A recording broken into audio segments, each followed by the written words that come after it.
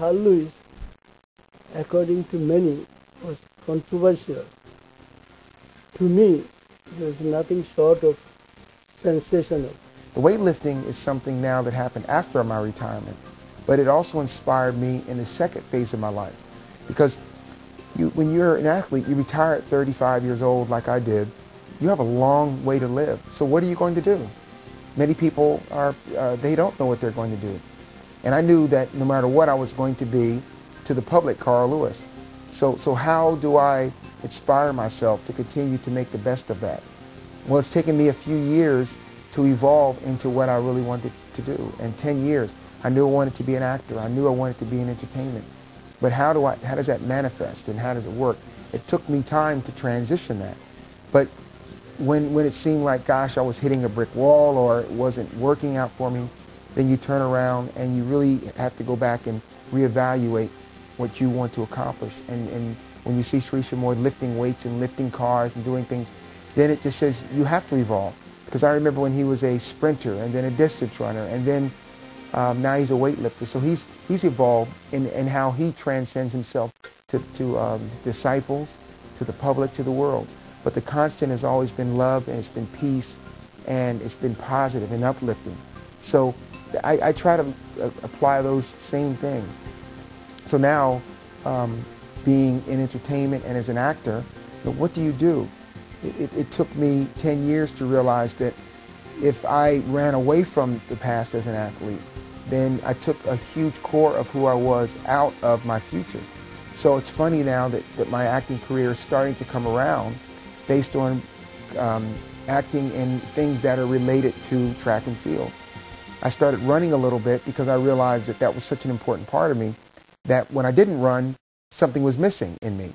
So the next few years, they'll see me in movies and television shows and things.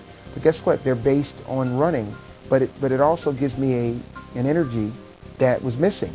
And so when I can reconcile with understanding that part of me is going to always be an important core of what I do, then it makes the other part more real and more attainable because it is who I am. So that's really what Sri Chinmoy has taught. He's always been the same person to all of us, loving and caring, as he has evolved and challenged other people to do different things. Well, harmony for me is something that I fortunately have had my entire life. I see a lot of young people today, especially in our society, that have fractured homes, that have difficult times, and had tough upbringing in childhood. But I had such harmony throughout my life. I had wonderful parents. They were very spiritual and loving. And for me, that's what I try to give back. Every child in the world wants to be loved, wants to be cared for, wants to be supported. So for me, that's what it's about. It's very simplistic. We try to do such grand things, and I know people try to do all of these different things to make create harmony in their world or with their family or with their kids. And the thing that I do is always bring it down to a simplistic thing. When parents, for instance, come to me and say, well, my kid's a great athlete, they're wonderful, what should I do, how should I train them, how should I prepare them? I tell them, there's really no correlation between a 9-year-old and a 19-year-old in athletics.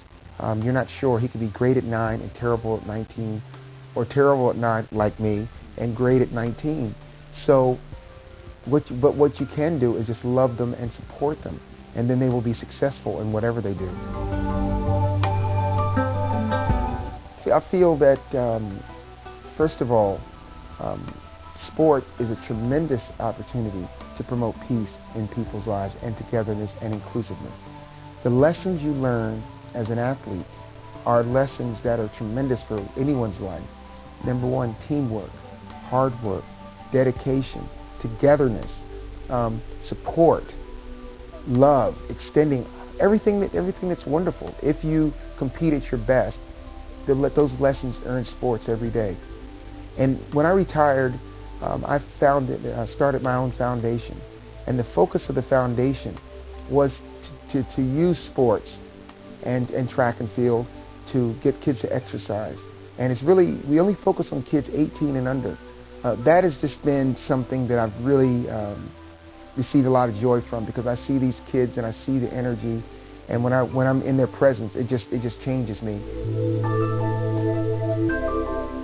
Well, my message for young people all over the world is that there's something to learn from everyone. When in America we take for granted things that other people wish they had.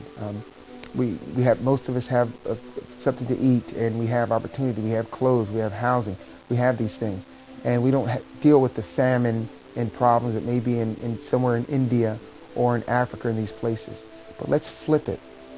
When I go to Africa or India or these places, I see a joy that Americans don't understand, because all of a sudden those very things are not important, but just family and love and spirituality are important.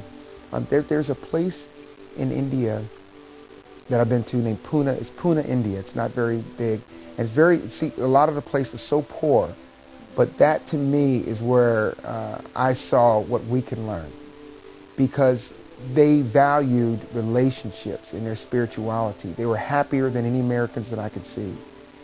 They don't have any of the modern things that we have every day that we take for granted. They don't have it. But they were happier than we are. Trying to tie it, Al Order, for 4 consecutive gold medals in a single event. 35-year-old Carl Lewis. And look at his reaction. He knows he just caught a